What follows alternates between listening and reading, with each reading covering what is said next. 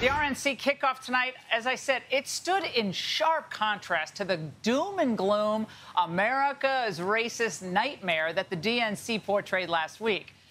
I felt, and I hope you felt this way, it was like a breath of fresh air, or maybe more accurately, it felt like millions of patriotic, hardworking Americans were exhaling a sigh of relief after a very difficult last 6 months.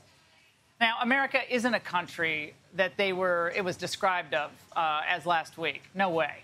And tonight, we were reminded that Donald Trump is a man who cares deeply about the present and future of Americans of all races, all backgrounds, all creeds. We need a president who believes in the American dream like President Donald Trump. At the White House, my family and I sat with the president in the Oval Office and told him about Meadow. I got to see who President Trump really is. He's a good man and a great listener. The president also built the most inclusive economy ever, with record low unemployment for African Americans and record high participation in the workforce. Growing up in the Deep South, I've seen racism up close. I know what it is, and it isn't Donald Trump. Now, as noted just a few moments ago, Andrew Pollack and Herschel Walker will be here later in the hour. Now, on this first night of the Republican National Convention, I think it's really important to ask a simple question. Has Donald Trump and the Republican Party done enough to justify being rehired in November? Well, the Democrats spent all of last week during their disaster of a virtual convention making the case that the Trump administration and the GOP have failed the American people. 5 million Americans infected by COVID-19. By far the worst performance of any nation on earth. More than 50 million people have filed for unemployment this year. It's a storm center. There's only chaos. Donald Trump is destroying our country. The future of our democracy is at stake. But the future of our democracy is at stake. That's what's at stake right now. Our democracy. Echo chamber. Well, the Democrats' claims were full of emotional rhetoric, very repetitive echo chamber stuff. But it was remarkably short on facts and policy recommendations. And the reason is very simple. When you look at the facts, it's obvious that none of our G7 peers is doing as well as the United States today. It's also clear that America would do even better if the Democrats who control some of our biggest cities and our largest states would spend less time complaining about Trump and more time learning from him. We will build monuments to heroes, not burn down our cities. Democrats refuse to denounce the mob, and their response to the chaos: defund the police, defund Border Patrol, and defund our military. The Democrats have controlled this part of Baltimore City for over 50 years.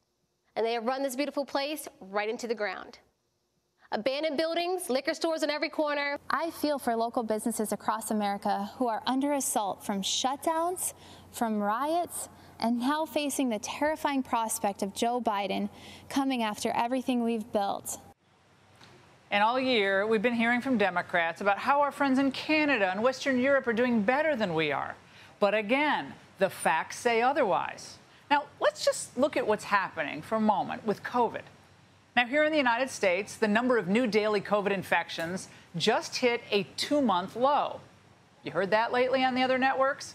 Meanwhile, Europe is seeing an explosion of new cases in Germany, in Spain, in Italy, and elsewhere. Democrats would also have you believe that Trump's extremely deft handling of COVID somehow made Americans much worse off than our friends in Europe.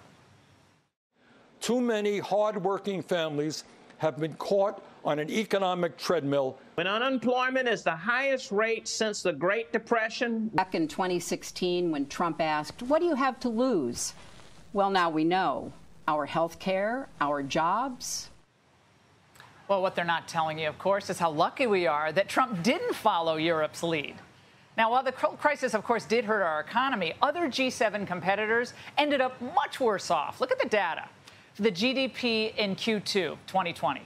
Remember, we were already significantly richer than these countries before the crisis began. Our per capita GDP was $20,000 higher than Germany's, almost double Italy's.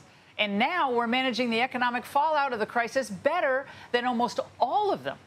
So the gap between us is likely to grow. Now, what Democrats also aren't telling you is that our recovery is going way better than other Western nations. Today, the S&P 500 and NASDAQ hit all-time record highs. In other words, these indices are worth more today than they were before the virus. Now, this is great for your 401k and your IRAs. But more importantly, the markets are one of the best ways to gauge investor optimism. They aren't just some poll of experts or ivory tower economists. These are real people betting real money, and they're betting on the United States. But in spite of this unbelievable opposition, this president has done what he said he would do.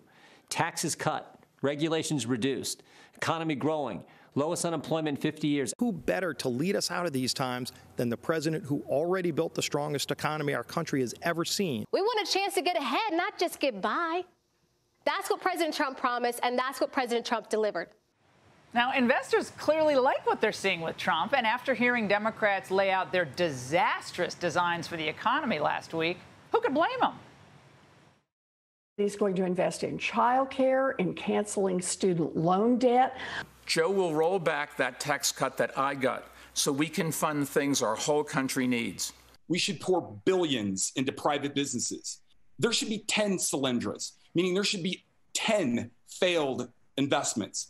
You have to deal with the virus. So if the scientists say, shut it down? I would shut it down. I would listen to the scientists. He said that after the DNC. Of course he'd shut it down. So now you see why the Democrats were afraid to really get into the nitty-gritty of policy. But for 4 years, President Trump and the Republicans have proven that their policies work better than anything the Democrats have to offer. Their faith in freedom and the rule of law works better than the chaos that we see tonight in certain blue cities. We'll get to Wisconsin in a bit. Of course, the strict regulations, high taxes that stifle innovation in places like Canada, Europe, and Japan. The Democrats didn't talk about policies last week, not really, because they don't have any ideas that will make life better for the average American. It's just rhetoric and rhetoric and more rhetoric. It would be a terrible error for the American people to change course, to emulate the disasters that are causing so much trouble in New York and elsewhere. Let's keep on the path that's working. Let's vote for Trump and the Republicans. Keep America great? How about make America even better year after year after year? And that means an America that is free, so we can all pursue our own happiness. And that's the angle.